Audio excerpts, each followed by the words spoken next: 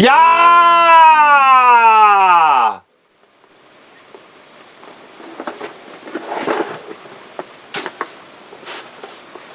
Hein? Je porte la Bible. Je renouvelle mon intelligence. Amen, amen, amen. OK. OK. Commençons. Commençons. Alors, je commence mon introduction pour le vidéo. Entreprise missionnaire, Collège biblique international avec les jeunes ambassadeurs de l'Évangile du Royaume de Dieu, Burkina Faso, Afrique de l'Ouest. Alléluia. Amen. OK. Le thème aujourd'hui, la petite exhortation, c'est sur la direction divine. La direction divine. Très important. Très important. Mon premier point, c'est que le but ou la raison d'être né de Dieu ou être sauvé est d'être dirigé par Dieu dans tous les domaines de notre vie en tant que ses enfants. Dieu veut diriger ses enfants. Comme une mère et un père veulent diriger ses jeunes quand ils sont petits, il veut les diriger dans la bonne voie. C'est pareil avec Dieu. C'est pareil. Et encore plus important. Parce qu'il y a toutes sortes de voies dans le monde. Il y a toutes sortes de voies dans l'Église. Mais ce n'est pas de bonnes voies. Je te parle de la voix, mais aussi la voix. La voix que nous entendons. Qui nous écoutons? Alors, mes premiers versets, Proverbe, allez à Proverbe.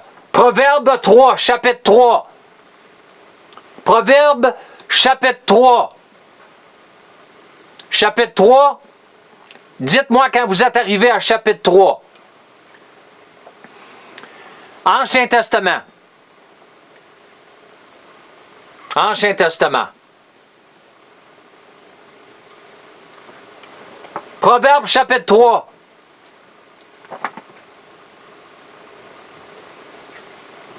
Est-ce qu'il a la Bible ou est-ce qu'il a le Coran?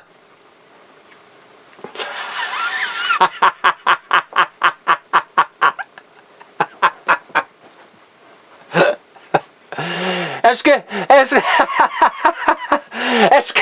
que vous êtes des chrétiens? Est-ce que vous êtes des musulmans?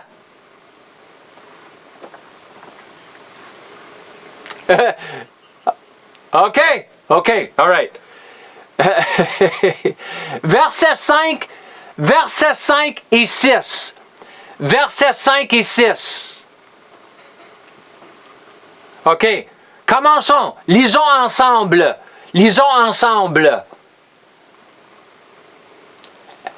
Appuyez-vous,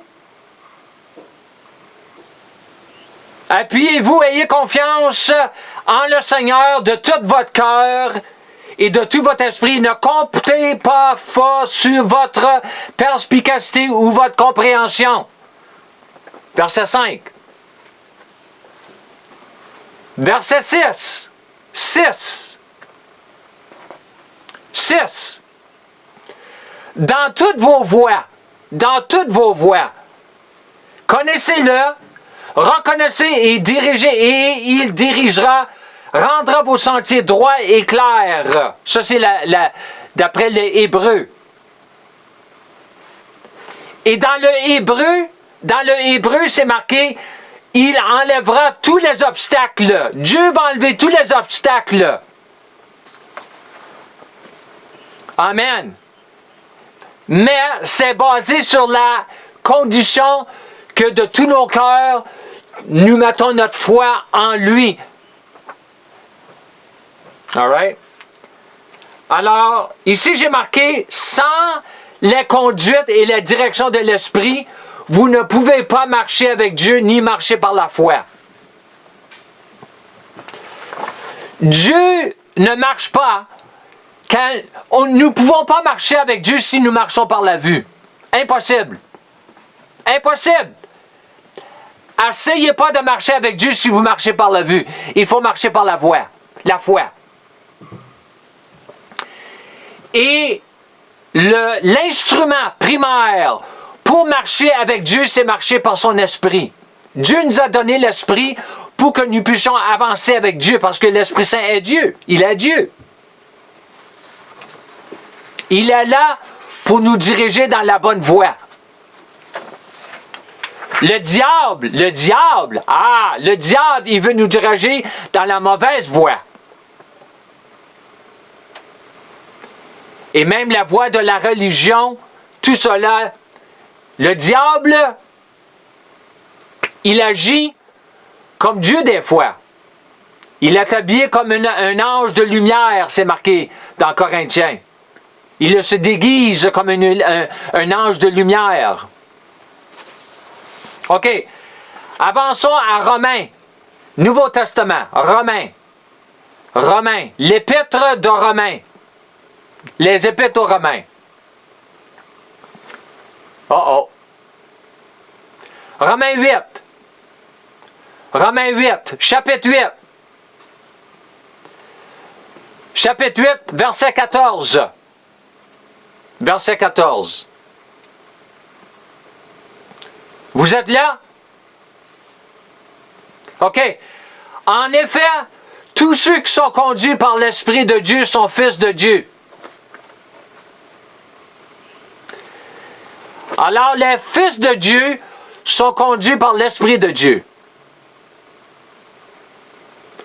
Les fils de Dieu ne sont pas conduits par l'homme, mais par l'Esprit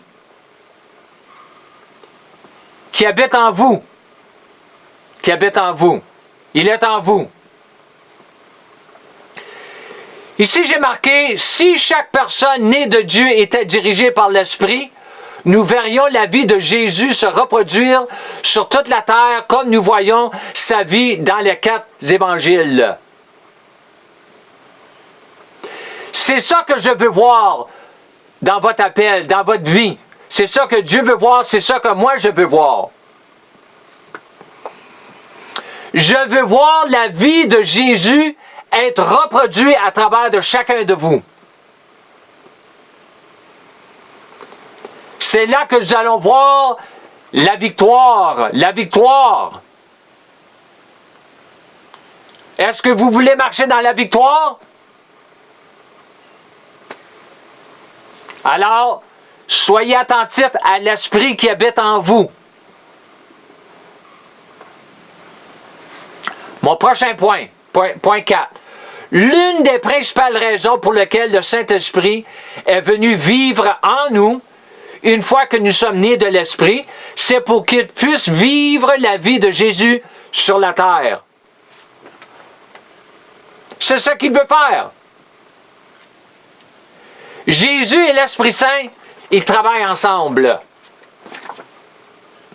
Alors nous devons travailler ensemble avec l'Esprit Saint pour que nous puissions travailler avec Jésus. Jésus ne travaille pas à part de son esprit. Non. Jésus était complètement dépendant sur l'esprit quand il était sur la terre. Complètement. Allons à Jean. L'évangile de Jean. L'évangile de Jean. Matthieu, Marc, Luc, Jean. La 4e évangile. Jean 14, chapitre 14. 14. Verset 26. 26. 26. 26. Je peux lire. Mais le consolateur, le conseiller, l'aide, l'intercesseur, l'avocat, le fortifiant, le Saint-Esprit, que le Père enverra, il l'a déjà envoyé, en mon nom. Jésus dit cela, en mon nom, à ma place, pour me représenter et agir à ma place. L'Esprit Saint est Jésus sur la terre. Alors, si on écoute l'Esprit Saint, si on se fait enseigner par l'Esprit Saint, si on se fait diriger par l'Esprit Saint, c'est comme si Jésus était sur la terre encore.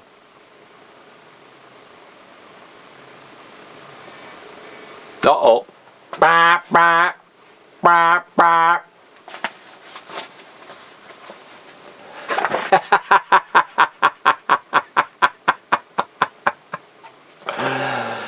Ah, je ne sais pas. Nous allons rire un peu aujourd'hui. Je ne sais pas qu'est-ce qu'il y a avec moi. OK. J'ai marqué ici. Le Saint-Esprit n'a pas grand-chose avec quoi travailler jusqu'à ce que nous ayons appris ce qu'il faut faire pour marcher dans l'homme nouveau. La parole nous enseigne de l'homme nouveau. L'homme nouveau, le vieil homme et l'homme nouveau. Oui? Allons à Éphésiens.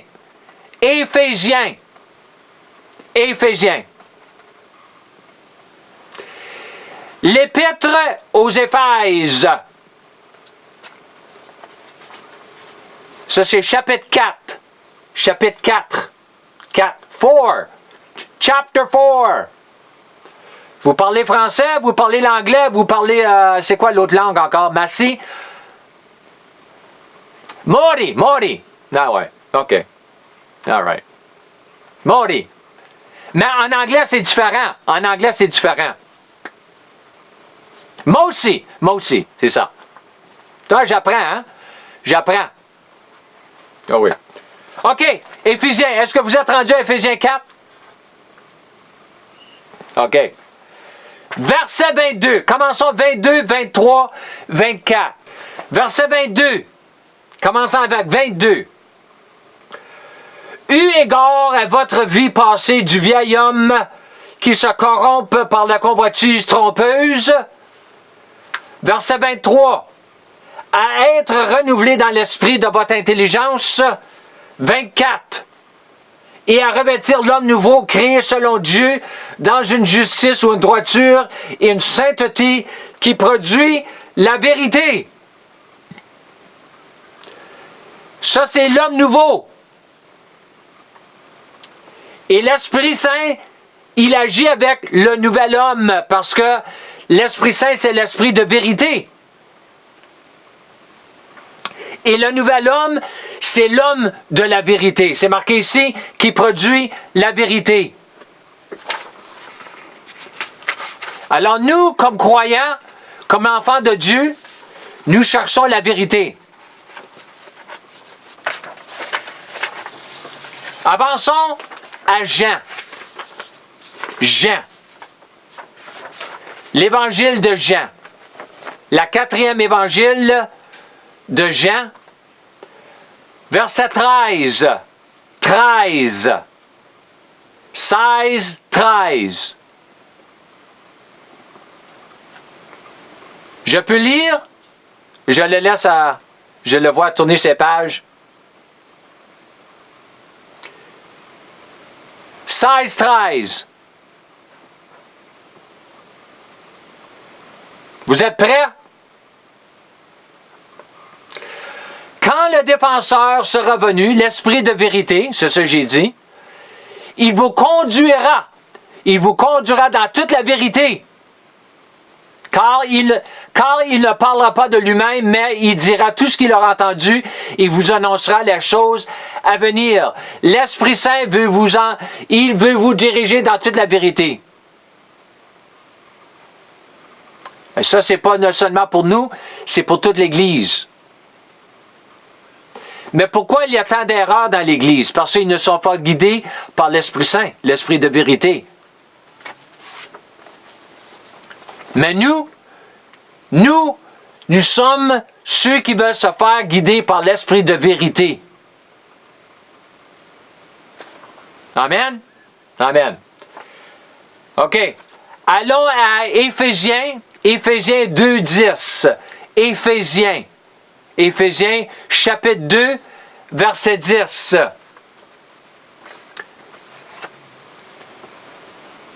chapitre 2, verset 10.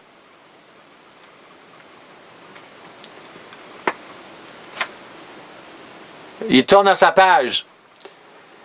Est-ce qu'il est le docteur? Il est celui avec la Bible. Il est le docteur?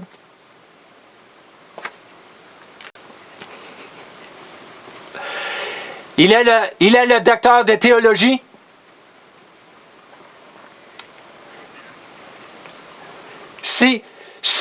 Si vous me suivez un peu, je vais faire des docteurs de théologie avec tous vous. Yeah. Et c'est comme ça que nous allons partir de l'école de Bible à Burkina Faso. Alors, il faut étudier avec le docteur Pierre.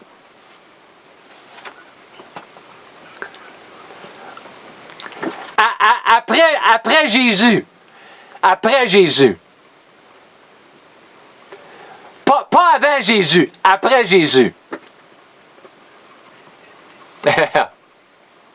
OK, on va lire Éphésiens 2.10. Éphésiens 2.10.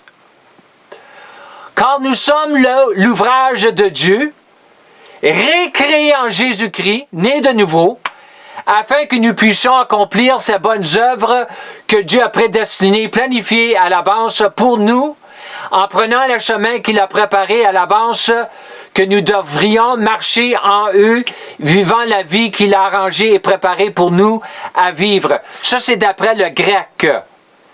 C'est d'après le grec. Moi, je me sers beaucoup du grec et de l'hébreu. Vous allez apprendre le grec et l'hébreu avec moi. Parce que c'est l'Esprit Saint qui a écrit la Bible, la Sainte Bible. C'est lui qui l'a écrit, la Sainte Bible, dans le grec, l'hébreu et le grec, premièrement. Et il faut manger la Bible. Il faut la manger. Lamba broco branda rebe. Oh, elle est bonne. Elle est très bonne. La Bible est très bonne. Il faut manger. Il faut manger la Bible. Oui, Ézéchiel. Exactement. Alors, je finis mon exhortation avec vous, parce qu'on fait des petites exhortations, mais la semaine prochaine, je vais enseigner comment manger la Bible. Comment se nourrir sur la Bible, la parole de Dieu. Je vais faire une petite exhortation sur cela. C'est bon?